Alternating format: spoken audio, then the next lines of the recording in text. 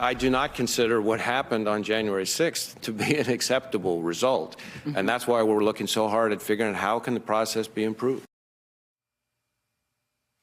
Today, 2 more Senate committees will hold a joint hearing on the January 6th attack of the U.S. Capitol.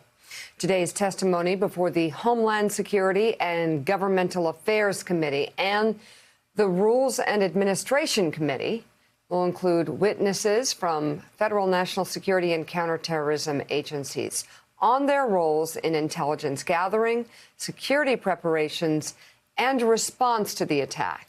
Our next guest will be leading today's hearing, Chairman of the Homeland Security and Governmental Affairs Committee, Democratic Senator Gary Peters of Michigan. He joins us now. Thank you for coming on.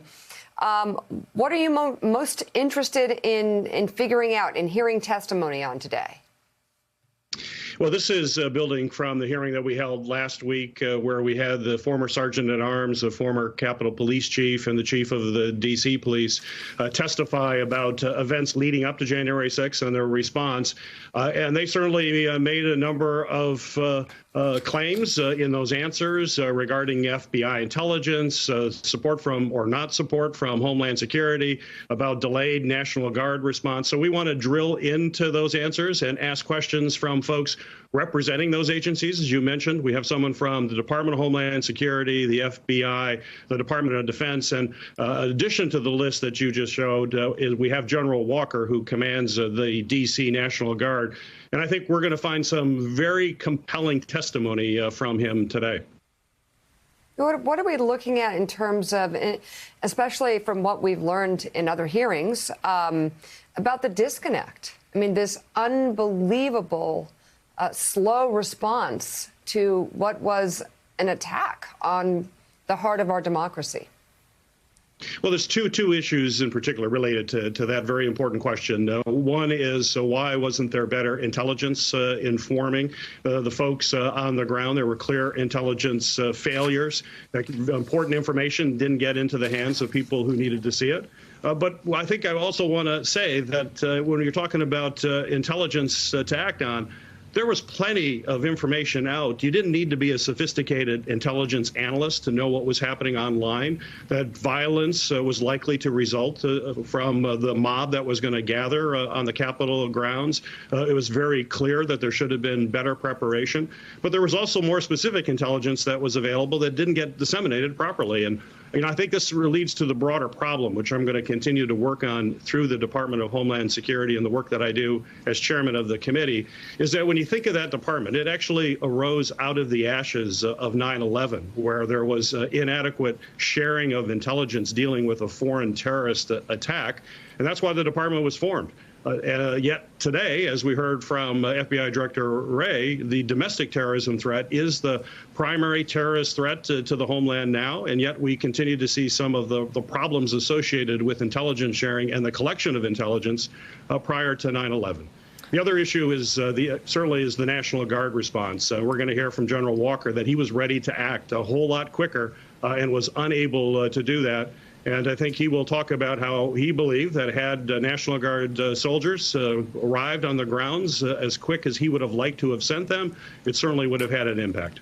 Senator Peters, it's Willie Geist. Good to have you on this morning. To pick up on the National Guard point, we've learned through these committee hearings and through reporting that there was this lag of the call for the National Guard and then something like 4 hours until the troops actually were deployed. You've studied a lot of this. You've heard a lot of testimony. You've looked at documentary evidence.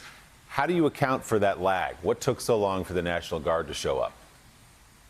Well, we're going to hear more about it today. I'm going to be asking questions related to that, and I think we're going to hear directly from General Walker, who was on that call. If you remember last week, I asked the chief of D.C. Police, and he talked about how he was stunned by the tepid response that he got from the Pentagon and the Secretary of Army's office. We heard from the former chief of the Capitol Police, who said he was basically pleading for assistance.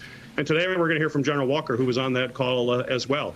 And certainly he believed that he should have had the authority to act much quicker. He had people in place, and he is sure that had he been able to deploy those folks earlier, it would have had an impact on the violent mob that was assaulting the Capitol. No, there's no question about it. And as you point out, it didn't take great intelligence to understand what was coming on January 6th. Our reporters at NBC News for weeks and weeks beforehand said this date is circled on the calendar. They're talking about bringing guns. They're talking about violence. They're talking about storming the Capitol.